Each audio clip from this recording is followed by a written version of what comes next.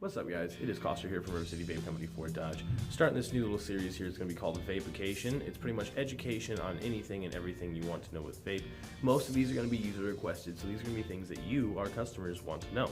The first thing we're going to be starting off today is what is ohms. So let's get this request started. Ohms are, in layman's terms, the resistance of electricity passing through your coil. There's three different things that are going to be happening with your electrical system. It's pretty much the three components of Ohm's law itself. You're going to have voltage, you're going to have current, you're going to have resistance, also known as volts or amps or ohms. So, an easier way to think about it, think of like a huge plumbing system, not even a huge one, just the plumbing system underneath your sink. Volts is going to be like the water pressure, like that's flowing through it. So that's going to be, the power of the water going through. And then your current itself is going to be the water going through the pipes. So what your ohms are going to be is how thick around that pipe is. So it like restricts how much water can go through the pipe. Think of that with like an electrical coil. The electrical coil itself is what holds your volts as they go through. The volts is the electricity as it passes.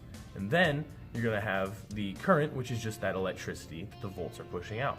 Your ohms is the resistance of that coil not letting it push all of that power through. It's going to resist a little bit. So what do ohms do? Simply, what ohms do is ohms essentially, they change the speed of how fast your coil in your vape is going to heat up at different currents. For example, in my mech, a lower ohm rating is going to give me a faster ramp up time. A lower ohm rating is going to give me more vapor because it's going to be getting hotter. But if you get too low of ohms, that's now where you're starting to get a little bit safe. You got a little safe region. The higher ohms you have, the longer it's going to take to ramp up, the more resistance it's going to have. The lower ohms it has, the more vapor it's going to produce, the faster it's going to ramp up. So essentially, to give you an example, I have a relatively low ohm build on my mech here, and that's essentially going to mean that whenever I hit this fire button, it doesn't take long to start producing vapor. I have a small 4-coil flavor build in here. I'm doing kind of a low weights, high rep situation with 4 really small coils to give me a lot of different vapor builds. So that way I get a strong cloud, but I don't lose any of my flavor. And it also, being that it's such low ohm, it just kicks up really quickly. So what are something that's like, what's the safe range for ohms? I got a lot of people asking that. I would recommend anywhere between, if you're doing a sub-ohm vaping style, especially with spinning your own coils, I would recommend anywhere between 1 ohm and 0.2. I wouldn't really recommend going much under that. You have a little bit of play area underneath, but I wouldn't really recommend that unless you're more experienced. In fact, I actually have a safe viewing chart right here. So, that being said, another way you can find out like what your specific coil build is going to be safe at and what's going to be like a good running range for it. Guys know I was going to talk about it, especially if I'm talking about ohms, it's going to be Ohm's law. Now, a lot of people when they hear Ohm's law, they're going to get a little bit like intimidated. They don't really know what it is. It's really, really simple.